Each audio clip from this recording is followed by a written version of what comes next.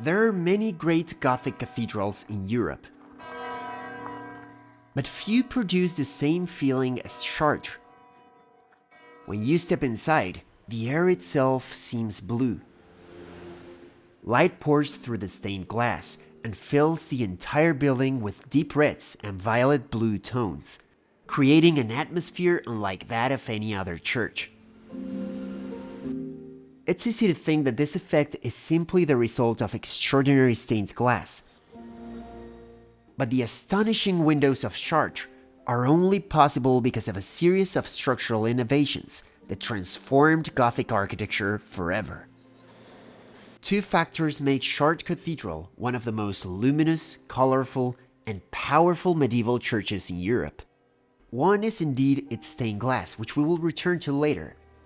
The other is the architecture itself, the structural innovation of the Gothic system developed in Chartres that allowed for larger spaces, larger openings, and ultimately more light. Architecturally, Chartres Cathedral differs substantially from earlier French Gothic cathedrals. The architects of Chartres needed to find better ways of dematerializing the structure in order to accommodate an ambitious architectural program. Chartres was one of the great pilgrimage destinations of medieval Europe. People from all over northern Europe traveled to venerate the most precious relic of Chartres, the Tunic of Virgin Mary. This relic was said to have been brought from the Holy Land to Constantinople in the 8th century, before being gifted to Charlemagne in the early 9th century. In 876, Charlemagne's grandson, King Charles the Bald, donated the relic to Chartres, where it quickly became one of the most important objects of pilgrimage in medieval France. The present cathedral was built between the late 12th and early 13th centuries. The architects had to design a building capable not only of housing the relic, but also of accommodating the immense number of pilgrims who came to see it. The differences become apparent when you compare Chartres with earlier churches such as Laon Cathedral or Notre Dame in Paris. In these earlier buildings, we find narrower interior spaces, lower vaults, and thicker walls. The nave arcades are supported by small cylindrical columns placed close together, from which alternating shafts rise to support sexpartite vaults. At Chartres, instead of small columns, we see large piers composed of cluster shafts that rise uninterrupted from the floor to the springing of the vaults. These piers support quadripartite vaults, allowing each bay to span a greater distance and reach a greater height. The result is not only a broader and more unified interior, but also a significant increase in the size of the clerestory windows. Instead of the single lancet windows found in many earlier churches, each bay at Chartres contains a pair of lancets surmounted by a small rose window.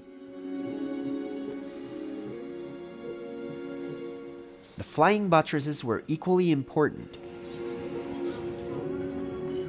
Unlike earlier cathedrals, where buttresses were often added or modified during construction, the architects of Chartres planned them from the beginning as an integral part of the design. Their system of triple-arched flying buttresses transferred the thrust efficiently to the exterior, allowing to eliminate the tribune gallery, freeing even more wall surface for a larger clerestory.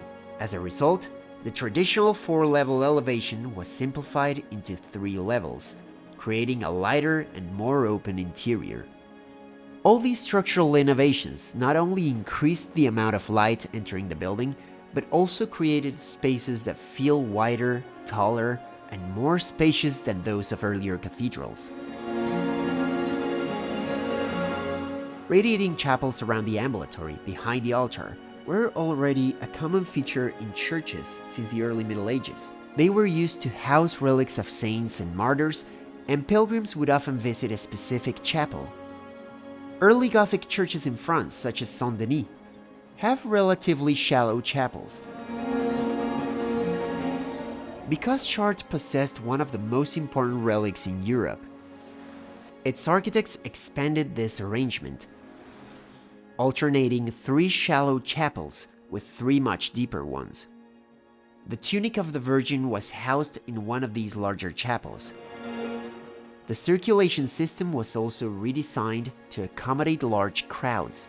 The ambulatory and choir were enlarged into a continuous double-aisled corridor, rather than the single ambulatory found in many earlier cathedrals. Vast aisled transepts with triple portals on the north and south sides further increased access, allowing pilgrims to move through the church more efficiently. With these programmatic changes, the double ambulatory, enlarged transepts, and expanded pilgrimage spaces, and with the rationalization of the structure into clustered piers, quadripartite vaults, and a 3-level elevation, Chartres Cathedral marks the transition from early Gothic to High Gothic. Later cathedrals would adopt the structural logic established here and push it even further, creating buildings that were taller, more slender, and even more luminous. For medieval thinkers, light was not merely a practical necessity. It was a manifestation of the presence and the power of God. But the sacred light at Chartres is not just about the amount of light that enters a building, but also about the quality of that light. Beyond the vast spaces and enlarged openings, the other element that gives Chartres Cathedral its extraordinary luminosity is its stained glass. An exceptional amount of 12th and 13th century stained glass survives at Chartres, making it the most complete and best preserved medieval glazing ensemble in Europe. Stepping inside the cathedral immediately transports you to another age, because there's something about these windows that makes them so colorful, that the very air inside the cathedral seems to be tinted in this blue-violet tone, and the atmosphere that you perceive is one of peace, mystery, and transcendence. All of the windows contribute to the blue atmosphere perceived inside the cathedral, but it's especially the 3 lancet windows above the western entrance that seem to bathe the interior in color. These windows are among the few surviving examples of 12th century stained glass.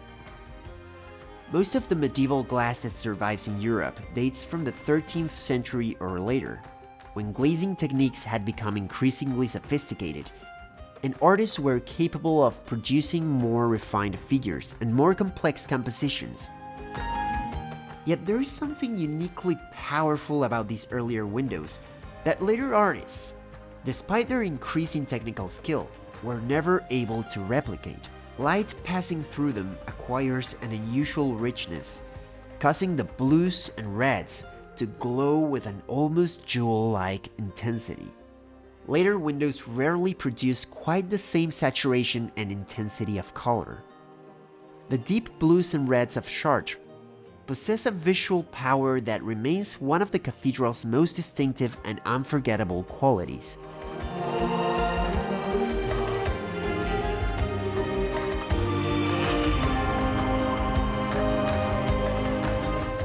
The windows are examples of plate tracery, an early form of Gothic tracery in which the openings are cut directly through a thin stone wall and then sculpted into decorative patterns.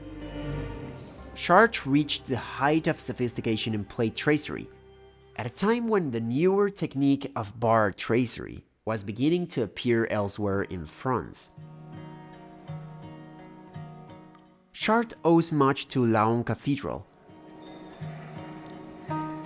The influence is especially evident in the rose windows and in the design of the north and south transept facades. These were originally intended to include 2 flanking towers that were never completed, echoing the composition of Laon's lateral facades. The projecting triple porches of the transepts likewise recall the great western front of Laon.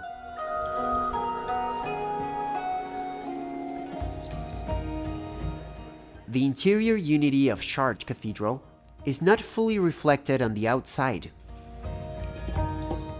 From a distance across the city, its silhouette already reveals an unexpected asymmetry, especially in the two towers.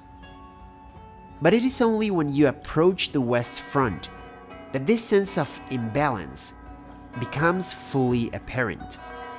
Unlike the rest of the building, which presents a coherent architectural system of light and space, the west facade appears more fragmented. This has to do with the history of the building. On the site originally stood an older Romanesque church, later modified with early Gothic additions in the mid-12th century. Most of this earlier structure was destroyed in a great fire in 1194, but some parts of it survived, especially the west facade, which consisted of a central body with 3 portals, 3 large windows above, a gable on top, and 2 lateral towers. The south tower with its great spire, which still stands today, and the north tower, which remained incomplete. After the fire, the surviving facade was incorporated into the new construction. Some of the earlier stained glass, including the west facade lancets, was preserved and reused. The central gable was replaced by a large rose window and crowned with the Gallery of Kings. A horizontal string course marks the junction between the old and new work, from which the rose window sits slightly off-center. The south tower was left untouched and retains a structural clarity with minimal decoration, while the north tower was completed centuries later, in 1513, in the flamboyant Gothic style of the late Middle Ages, characterized by a more slender, dematerialized, and highly ornamental design. One of the most intriguing features of the cathedral is the relationship between the great west rose window and the labyrinth embedded in the floor of the nave. If you project the elevation of the facade onto the ground, the center of the rose window, where Christ is represented, aligns with the center of the labyrinth below. The labyrinth represents a symbolic journey of the soul. Although its path twists and turns through a long and seemingly complex route, there is ultimately only one course to follow, and it always leads to the center. For medieval pilgrims, it may have served as a powerful image of the spiritual journey toward Christ. Despite its asymmetry and apparent fragmentation, the west facade of Chartres introduced several key elements that would become defining features of later Gothic architecture. The sculptural program of the portals, the large central rose window, and the Gallery of Kings were all innovations that would be not only included, but also refined and fully integrated as essential components in later facades, such as those of Notre Dame in Paris and Reims Cathedral. After the fire, the cathedral was rebuilt in an exceptionally short period, between 1194 and 1220. This was possible thanks to the large number of donations received from pilgrims who came to visit the Tunic of the Virgin. Because of this rapid construction, most of the building reflects a remarkably coherent architectural vision. The structural system of flying buttresses and the overall logic of the design allow for enlarged interior spaces and greater expanses of glass. In this sense, the interior and exterior are largely consistent, with the exception of the west facade, which stands apart as a result of a more complex and layered history. There are many famous and beautiful medieval cathedrals in Europe. Many of them evolved over the centuries and accumulated Renaissance, Baroque, and modern additions, as well as mutilations from restorations, wars, and revolutions. But Chartres Cathedral escaped much of that. When you stand in the nave, you're experiencing something remarkably close to what a visitor around 1220 would have experienced. That's very rare. No Gothic cathedral in Europe preserves the medieval experience more completely than Chartres.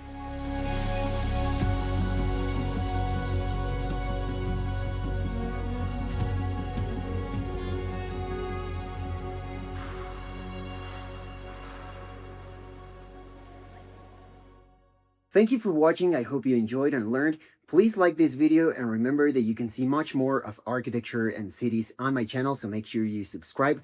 Thank you for watching and I'll see you very soon in another episode. Goodbye.